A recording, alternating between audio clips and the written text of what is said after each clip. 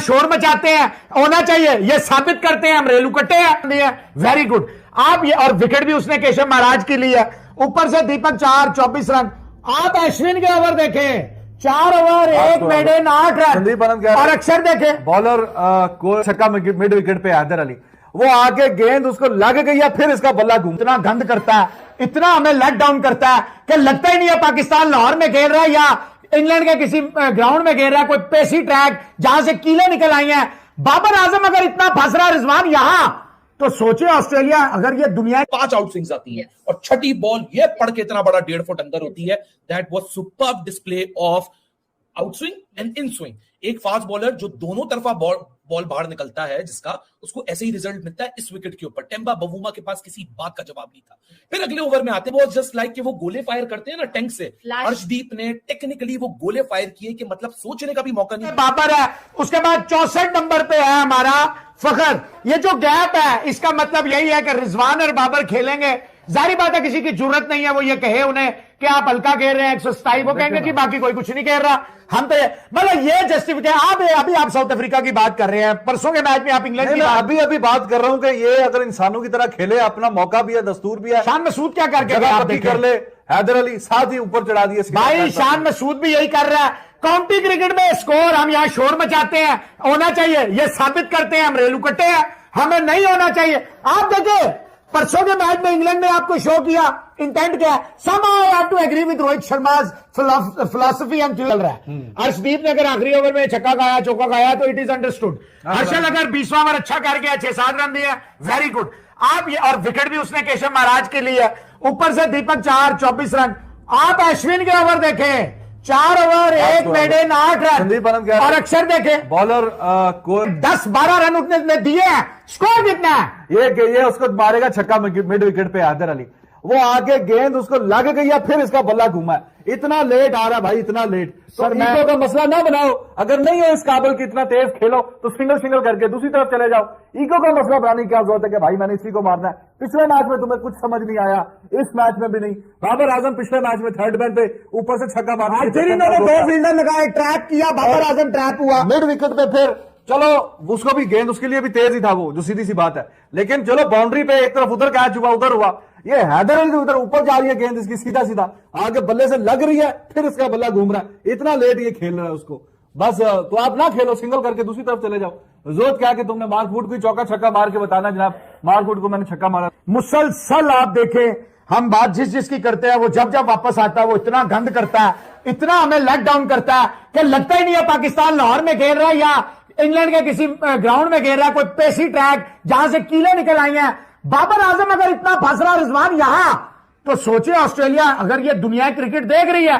दुनिया क्रिकेट आपके 2 ही तो प्लेयर है जिन पे फोकस्ड है। अगर Babar Azam short pitch bowler पे, एक बंदा आपकी बॉलों पे फंस रहा है, 2 ही तो आपके प्लेयर है। इसका मतलब है भाईजान इंडिया भी जो है शॉर्ट पिच बॉलिंग करेगा, लाख तो नहीं करेगा। इसका मतलब है भाईजान साउथ अफ्रीका के पास 150 प्लस के बॉलर है, तो हम क्या करेंगे? तो भाई ये बाबर आजम को भी समझना पड़ेगा। चले 125-27 का स्ट्राइक रेट तो जाए भाड़ में, अगर आप हर शॉर्ट पिच बॉल पे फंस रहे हैं, आप बाबर जैसा प्लेयर फंस रहा है, तो आपके पास और दूसरा प्लेयर कौन सा है जो शॉर्ट पिच बॉलों पे खेलेगा भैया? तो यार इसने रोहित शर्मा ने कप्तानी की है, जिस तरह इसने 3-3 ओवर बड़े दिल से दिए, इसमें कोई शक नहीं है। फिर राहुल बीच में दीपक 4 को लाके उसके ओवर भी खत्म करवाए। फिर इसने हर्षल को जिस तरह अश्विन और अक्षर इस्तेमाल, मतलब पैचेस में, और अश्विन ने जिस तरह इसके एतमाद को, देखिए एक बंदा बाहर बैठा हो, लोग कहते हैं व्हाइट बॉल का बॉलर नहीं है, वो जब आता है वो तब कोई ना कोई इंपैक्ट क्रिएट कर जाए। ठीक है मानते हैं विकेटें ज्यादा गिर गई थी, लेकिन महाराज तो 117 के स्ट्राइक रेट से खेल कर गया। बाकी वो हल्का खेले हैं, लेकिन महाराज तो ठीक खेला है। कहने का मकसद है आज आपको कप्तानी को भी रोहित शर्मा की 5 बॉलर जरूर थे, but he kept on rotating his bowlers, kept on using bowling थी दीपक 4 और अर्शदीप सिंह की तरफ से, जिन्होंने कमर तोड़ के रख दी, 9 पे 5 किया। और सवेरे इस बॉलिंग की खासियत क्या थी? आप दीपक 4 आते हैं एंड से, इनिंग्स का आगाज करते हैं, बुमराह की जगह बैठते हैं, बुमराह को फिर सुना कमर का दर्द या निगल है, लोग परेशान होते हैं। दीपक 4 5 आउट स्विंग डालते हैं, 5 आउट स्विंग्स, पहली 5 बॉलें 5 आउट स्विंग्स आती है, और छठी बॉल ये पढ़ के इतना बड़ा 1.5 फुट अंदर होती है। That was superb display of out swing and in swing. एक फास्ट बॉलर जो दोनों तरफा बॉल बाहर निकलता है, जिसका उसको ऐसे ही रिजल्ट मिलता है इस विकेट के ऊपर। टेम्बा बवूमा के पास किसी बात का जवाब नहीं था। फिर अगले ओवर में आते हैं अर्शदीप सिंह। अर्शदीप सिंह कहते हैं जरा रुकिए, मैं आपको बताता हूं कि इस पिच के ऊपर और मजीद किस तरह अच्छी बॉलिंग करनी है। और जो ऑपोजिशन है उसके ऊपर जब होमवर्क हुआ होता है ना, तो पता चलता है कि बॉलर में कितनी खासियत है। और अर्शदीप सिंह ने जो 3 विकेटें निकाली उसके बाद वो खासियत थी कि अर्शदीप सिंह इनके ऊपर होमवर्क करके आए हैं। जो तीनों बल्लेबाजों की विकेट ली, वो तीनों बल्लेबाज क्वालिटी बल्लेबाज है, दुनिया में नामी गरामी बल्लेबाज है, दुनिया में हर फ्रेंचाइज चाहती है कि हमारे लिए खेलें। पहले आते क्विंटन डी कॉक, उनको वो बाहर बॉल करता है, क्योंकि ये जो विकेट होती है ना, एडन मार्करम में क्या डिफरेंस था, क्योंकि वो स्लो खेल रहा था, वो बॉल को अपनी तरफ आने दे रहा था, वो टाइमिंग की तरफ। लेकिन Quinton de Kock flash around करते हैं, स्लैश मारते हैं, उनको बाहर आउटस्विंग किया, उनको मजबूर किया आर्म एक्सटेंड करने के लिए, इनसाइड एज लगा, बोल्ड हुए।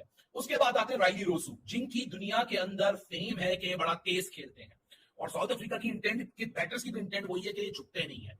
राइली रोसू आते हैं, उनको जाता है आउटस्विंग, उनका विकेट करता है। अगले बॉल पे आते हैं मिलर, जो उससे ज्यादा खतरनाक है, उनको होता है इन स्विंग। यानी आपने मौका ही नहीं दिया उनको उनका फुटवर्क भी इस्तेमाल करने के लिए, किसी का पाँव नहीं मूव किया, उनको टाइम ही नहीं मिला। इट वाज जस्ट लाइक कि वो गोले फायर करते हैं ना टैंक से, अर्शदीप ने टेक्निकली वो गोले फायर किए कि मतलब सोचने का भी मौका नहीं दिया कि अभी हम आके खड़े हुए हैं, हम करें क्या, हम आउटस्विंग के लिए खेलें, हम इन स्विंग के लिए खेलें, हम फ्लैश अराउंड करने जाएं, हम बॉल को डक करें। लेकिन ये सब कुछ तो तब होगा ना जब आपके पाँव मूव करेंगे। इस विकेट के ऊपर अर्ली ऑन ना दीपक चहार ना अर्शदीप सिंह किसी भी पॉइंट का आपने उनको चांस ही नहीं दिया। This was a pure beautiful display of swing bowling. और जिस तरह अर्शदीप ने बॉल को स्विंग किया, ताली बनती है, सलूट बनता है, फिर उन्होंने एक जबरदस्त कैच भी पकड़ा, शिखर धवन और साजिद खान वाली आइकॉनिक सेलिब्रेशन भी की, सरदार सेलिब्रेशन। इसलिए मैं कहने पे मजबूर हूं कि स्विंग एट टाइप से खत्म थोड़ी हुई थी। अगले ओवर में फिर चहार आते हैं, वो तो- चहार कहते हैं अब मैं भी पार्टी ज्वाइन करूंगा, मैं भी करता हूं आगे। मतलब आज जो है ना, आज जिस तरह they both were bowling in tandem, it was amazing to watch. तब बड़ा मजा आता है जब इस तरह जो है एक प्लेयर में you are hunting in players and they actually hunted. क्योंकि सवेरा या साउथ अफ्रीका को भी एडन मार्करम की क्या बैटिंग थी, जिनको या डिस्प्ले किया उन्होंने कि आपने विकेट को खेलना किस तरह। उसके बाद तो सर्वाइवल मोड में जब केशव महाराज और वेन पार्टनर आ गए, उसके बाद तो सर्वाइवल मोड की कहानी शुरू हो गई।